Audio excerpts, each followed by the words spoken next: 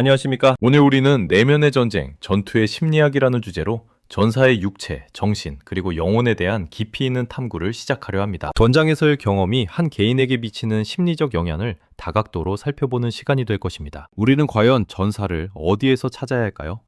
사회는 보통 폭력으로부터 도망치는 양, 그리고 그들을 위협하는 늑대로 구성되어 있다고 합니다. 하지만 이 양들을 지키기 위해 기꺼이 폭력의 소리를 향해 달려가는 존재가 있습니다. 바로 양치기 개입니다. 오늘 우리가 이야기할 내용은 바로 이 양치기 개에 대한 것입니다. 니체는 많은 사람과 책의 가치는 가장 은밀하고 본질적인 것을 털어놓고 말하게 하는 기능에 있다고 말했습니다. 우리도 오늘 이 본질적인 이야기에 집중하고자 합니다. 극도의 스트레스 상황에서 우리 몸의 생존 스위치는 바로 심박동이 있습니다. 교감신경계가 활성화되면서 심박수가 급격히 상승하게 되죠. 이는 신체 능력을 극대화시키는 효과가 있지만 특정 심박수 구간을 넘어서면 오히려 복합운동 능력과 인지 기능이 저하되기 시작합니다. 보시는 것처럼 심박수가 정상일 때는 이성적인 판단이 가능하고 최적 전투 수행 능력 구간에서는 인지 반응 시간 최적화와 함께 뛰어난 수행 능력을 보입니다. 하지만 심박수가 더욱 올라 과각성 상태에 이르면 인지 처리 능력이 저하되고 터널 시야, 청각 차단,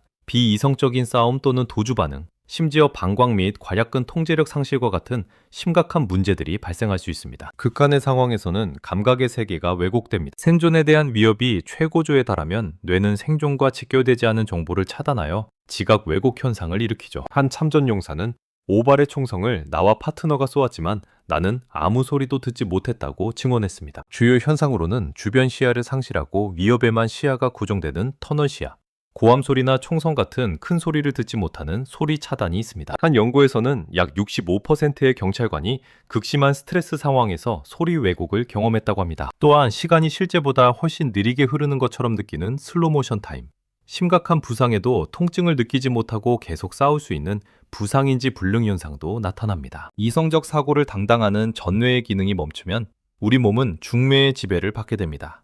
즉, 본능이 이성을 앞서는 상태가 되는 것이 이때의 행동은 고도의 인지 과정을 거치지 않으며 오직 반복 훈련된 행동만이 마치 오토파일럿처럼 발현됩니다. 보시는 바와 같이 중뇌는 생존 본능에 따라 투쟁, 도피, 과시, 그리고 복종과 같은 원초적인 반응을 유발하게 됩니다.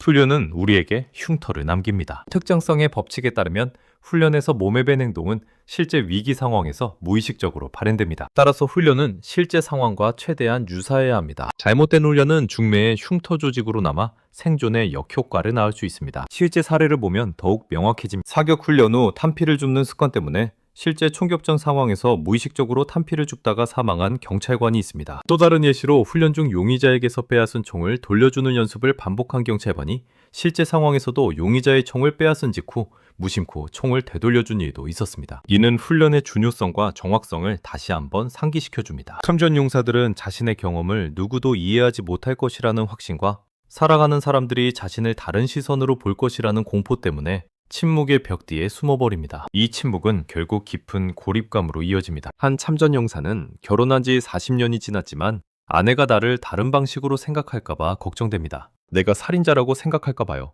라고 말했습니다. 이 고백은 그들이 짊어진 침묵의 무게를 단적으로 보여줍니다. 참전 용사들은 흔히 유령과의 싸움을 합니다. 바로 도덕적 상처와 죄책감 때문입니다. 이러한 정서적 반응은 3단계를 거쳐 나타납니다. 첫째, 도취 단계에서는 살아남았다는 사실에 기쁨과 의기양양함을 느낍니다. 하지만 시간이 지나며 반발 단계로 접어들어 자책과 혐오감이 나타나죠. 마지막 합리화와 혐오 단계에서는 평생에 걸쳐 자신의 행동을 합리화하려 애쓰거나 스스로를 혐오하게 됩니다. 한 군인은 그건 살인이었어요. 만약 미국인이었다면 사람들은 살인이라고 말했겠죠.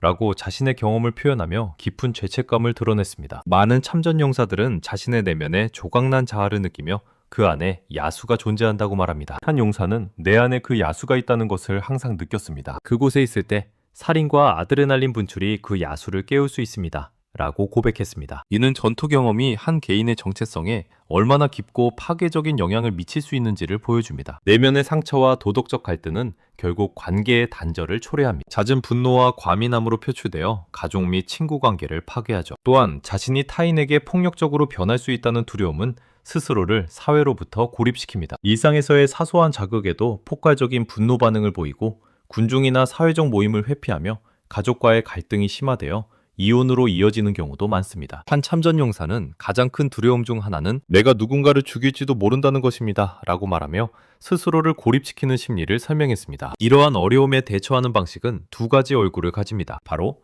회피와 배면입니다. 먼저 파괴적인 대처 방식인 회피는 알코올 및 약물 남용으로 이어집니다. 한 참전용사는 술을 마시는 것은 어떤 종류의 깊은 생각도 피하기 위한 배출구였습니다 라고 말했죠. 이 외에도 이중도, 사회적 위축 및 고립이 있습니다. 반면 건설적인 대처 방식인 대면은 동료 참전용사와의 대화, 가족 및 파트너와의 소통, 전문적인 심리치료, 그리고 공동체를 위한 봉사활동과 같이 관계를 통해 치유를 모색하는 방법들입니다. 트라우마를 극복하는 중요한 방법 중 하나는 디브리핑을 통해 기억과 감정의 분리를 이루는 것입니다. 디브리핑의 핵심 목표는 트라우마적 사건의 기억으로부터 교감신경계의 격렬한 감정적 각성을 분리하고 단절시키는 것입니다. 이때 외부인 배제는 필수입니다. 절대 외부 상담사와 진행해서는 안 됩니다. 참석자들이 신뢰하고 존경하는 사람, 같은 배경과 전사 에토스를 공유하는 동료와 함께해야 합니다. 또한 사건에 관여한 사람들이 겪는 고통을 나누는 것이 중요합니다. 공유된 고통은 나누어진 고통이기 때문입니다. 최근에는 데이터 기반의 자기 성찰이라는 새로운 이해의 도구가 주목받고 있습니다. 덴마크 참전용사의 PTSD 환자 케이스 스터디를 살펴보겠습니다. 이 환자는 과각성 증상이 예측 불가능하게 나타났고 기억에 의존한 기존 상담 방식으로는 유발 요인 파악에 한계가 있었습니다. 해결책으로 원버튼 웨어러블 기기를 사용하여 과각성의 전조 증상, 즉 가슴과 팔의 특정 근육 수축이 느껴질 때마다 버튼을 누르도록 했습니다. 그 결과 데이터를 시각화하자 증상이 주말보다 평일에, 특히 오후 시간에 집중적으로 발생함을 발견했습니다. 이는 직장에서의 사회적 상호작용이 스트레스 유발 요인임을 객관적으로 밝혀낸 사례입니다. 보시는 것처럼 웨어러블 기기에서 전조 증상이 감지되면 버튼을 눌러 스마트폰으로 데이터를 무선 수집 및 저장하고 이를 통해 분석 가능한 로그 데이터를 생성하여 유의미한 결론을 도출할 수 있었습니다. 전사의 길에서 가장 중요한 것은 의지가 기술을 앞선다는 것입니다. 끊임없이 준비하고 또 준비하고 준비해야 합니다. 진정한 전사는 계급이나 리더십이 만드는 것이 아닙니다. 끊임없는 준비, 강인한 의지,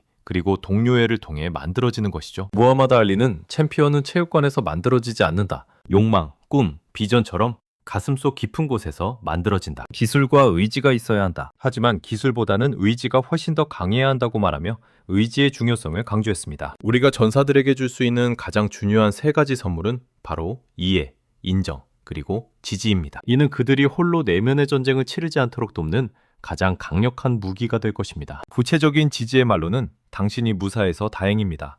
당신은 옳은 일을 했습니다. 그리고 당신이나 당신 가족을 위해 도와줄 일은 없습니까? 와 같은 말들이 있습니다. 이 단순한 말들이 그들에게는 큰 위로와 용기가 될 것입니다.